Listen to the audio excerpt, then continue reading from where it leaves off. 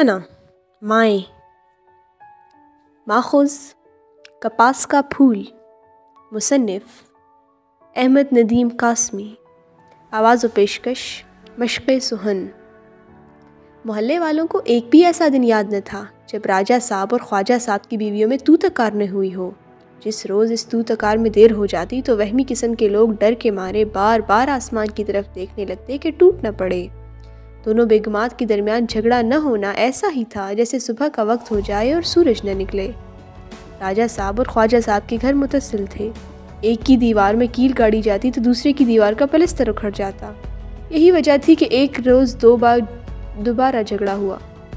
मामूल का झगड़ा तो दोपहर को ही हो चुका था, मगर फिर शाम को हल्का सा ज़लज़ला आ गया और बेगम राजा ये समझी कि बेगम ख्वाजा ने मुल्हका कमरे में पलंग घसीटा है।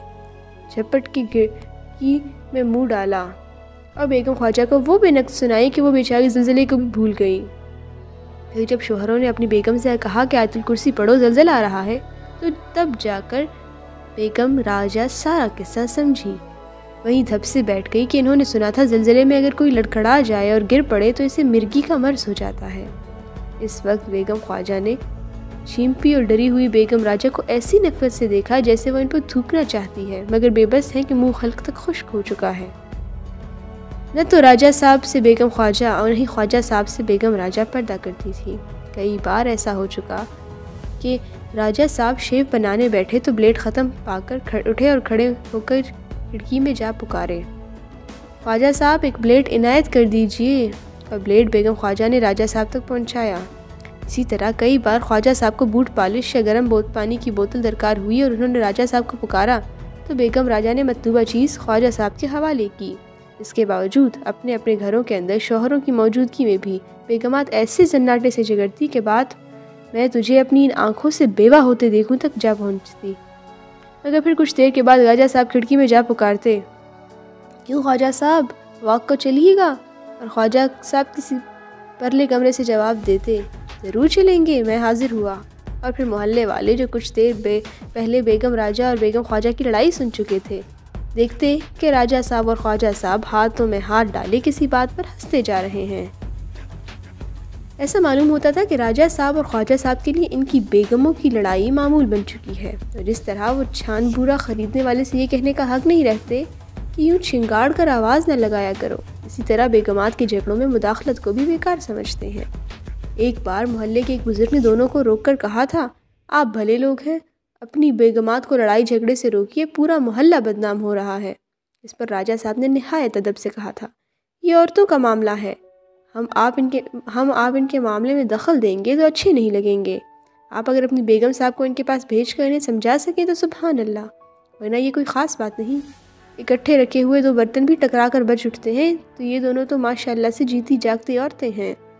और ख्वाजा साहब ने फ़ौरन कहा था, जीती जागती और बोलती चालती औरतें। इस पर दोनों हंस पड़े थे और मोहल्ले के बुजुर्ग भी अपनी मुस्कुराहट फैलाने में नाकाम होकर बच्चे की तरह शर्मा कर पलट गए थे।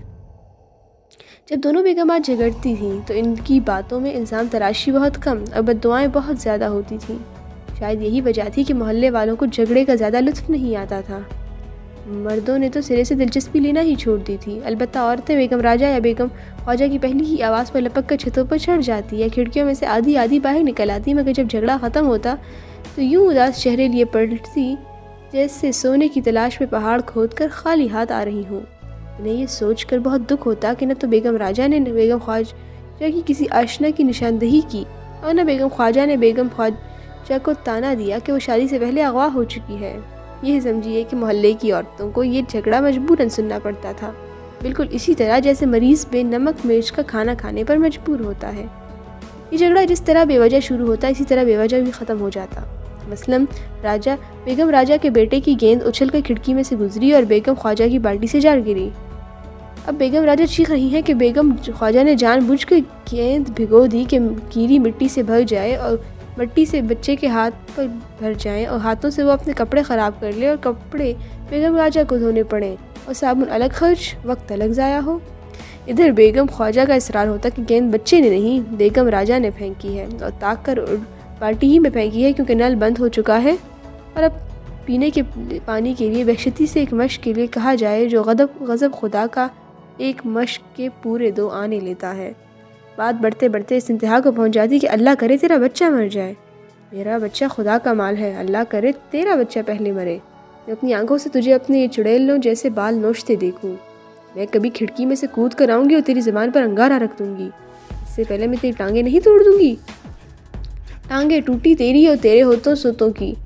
پھر دونوں ایک دوسرے کو گھور کے دیکھتی، پھر دونوں غصے سے رونے لگتی اور کچھ دیر کے بعد دونوں اپنے گھر کے کاموں میں مصروف ہو جاتی۔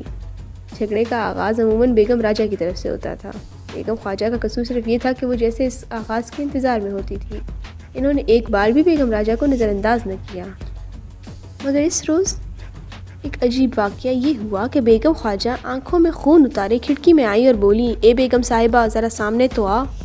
بیگم راجہ خم ٹھونک کر میدان میں اتری اور حسب معمول جھگڑے کا آغاز کرنے لگی تھی کہ بیگم خواجہ نے آغاز کر لیا۔ وہ بولی، تیرے لونڈے نے آج میرے لال کی ران میں پینسل ماری ہے، باریک سکہ اس کی چمڑے میں گھس گیا ہے اور وہ رو رو کر اپنے جان ہلکان کے لیے دے رہا ہے۔ میں اگر اس کے بدلے میں تیرے لونڈے کے پیٹ میں چاقو گاڑوں پھر یہی کہ میں تیرا کلیجہ کچا چبا لوں گی۔ بیگم راجہ نے کاروباری انداز میں جواب دیا۔ غضب خدا کا! بیگم خواجہ بگڑی۔ میں کہتی ہوں تیرے لونڈے نے میرے لال کو زخمی کر دیا ہے اور انصاف دیکھو لوگو، کہتی ہے میں تیرا کلیجہ چبا لوں گی۔ ارے تو میرے بیٹے کے پیٹ میں چاقو گاڑے گی تو میں تیرا کلیجہ نہیں چبا لوں گی تو کیا تیری دعوت کروں گی؟ بیگم راجہ کڑکی پر تیرا بیٹا کہاں ہے؟ ذرا دکھاؤ تو صحیح، اسے کوئی خراش بھی آئی ہے کیا؟ تو پوری عادت کرنے کو جھک پک کر رہی ہے۔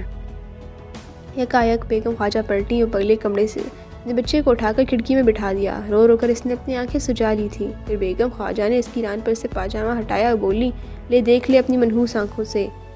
آنکھیں تو منحوس ہوگی تیرے باپ دادا کی، بیگم خواجہ نے کہا اور پھر کھڑکی کے پاس آ کر بولی، پر ذرا دیکھوں تو۔ پھر نہ جانے کیا ہوا کہ وہ دم بخود ہو کر رہ گئی۔ ایک لمحے یوں ہی چپ چاپ کھڑی رہی، پھر انگلی سے بچے کی ران کے اس مقام کو چھوا جہاں سے نکیلی پینسل نے نیچے جلد ادھیڑ دی تھی۔ خون رس کر جم گیا تھا اور آس پاس سرخی کا دائرہ سا بن گیا تھا۔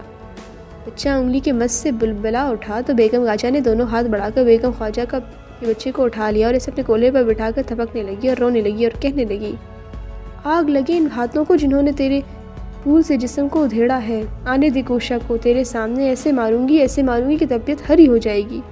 پھر وہ بیگم خواجہ کے بیٹے کو آنسو پوچھنے لگی اور اسے چومنے لگی۔ تو جگ جگ جیے، تو صحرا باندھے، میں تو کہتی ہوں تو خواجہ خضر کی عمر پائے، بس اللہ کرے تیری ماں مر جائے۔ یہ کہہ کر بیگم راجہ نے بیگم خواجہ کی طرف دیکھا تو وہ بھی کھڑی اپنے آنسو پھونچ رہی تھی۔ اپنے مرنے کی بد دعا سن کر آنسو میں مسکرانے لگی۔ اتنے میں بیگم راجہ کا بیٹا آ گیا۔ اسے دیکھتے ہی بیگم راجہ اس پر جھپٹی اور اکٹھے 4-5 تھپڑ سناٹے کے مارے کے بچے کی چیخیں پورے محلے میں گونج گئیں۔ پھر وہ باورچی خانے سے ایک لکڑی اٹھا لائی اور بولی، تو نے اس بچے کو 1 زخم دیا ہے، آج میں تجھے ایسے ہی 100 زخم دوں گی تاکہ تجھے عمر بھر یاد رہے کہ دوسروں کے جسم میں بھی جان ہوتی ہے۔ بیگم راجہ کا بیٹا ماں کے تیور اور لکڑی کے دیکھ کر چیخا۔ پھر کھڑکی میں سے بیگم خواجہ گرجی، یہ لکڑی رکھ دے ورنہ مجھ سے برا کوئی نہ ہوگا۔ کیوں؟ بیگم راجہ کو بیگم خواجہ کی یہ مداخلت بہت بری لگی۔ تو کون ہوتی ہے مجھے روکنے والی؟ میں اسے ضرور سزا دوں گی۔ پھر وہ اپنے بچے کے پاس جا کر کڑکی، پھر مارے گا کسی کو؟ کا جواب سننے سے پہلے انہوں نے لکڑی بچے کے پیٹ پر دے ماری۔ اچانک بیگم خواجہ کھڑکی میں سے کود آئی اور بیگم راجہ کے بلکتے ہوئے بیٹے کو سینے سے لگا کر ایک طرف کھڑی ہوئی۔ کون سا غضب ہو گیا ہے آخر؟ ذرا سی پینسل ہی تو لگی ہے۔ یہ ذرا سی پینسل ہے؟ بیگم راجہ نے بیگم خواجہ کی بیٹے کی ران پر سے پاجامہ اٹھاتے ہوئے کہا۔ پھر زخم کی بڑھتی ہوئی سرخی دیکھ کر وہ روتی ہوئی بچے سے لپٹ گئی اور اسے سینے سے لگا کر اٹھ کھڑی ہوئی۔ آمنے سامنے کھڑی بیگمات کو ایک احساس ہوا کہ وہ ایک دوسرے کے بچوں کو سینے سے چمٹائے رو رہی ہیں۔ اس صورتحال کا انکشاف ان پر ایک ساتھ ہوا کیونکہ دونوں ایک ساتھ ہنسنے لگی۔ پھر بیگم خواجہ ہنسی روک کر بولی، ہائے ہم بھی کیسے پاگل ہیں۔ پاگل ہوگی تو، بیگم راجہ بولی اور ساتھ ہی زور کا کہکہا مارا۔ بیگم خواجہ نے اس کہکہے کا ساتھ دیا۔ دونوں ایک دم رک گئیں کیونکہ دونوں بچے اپنی ماں کو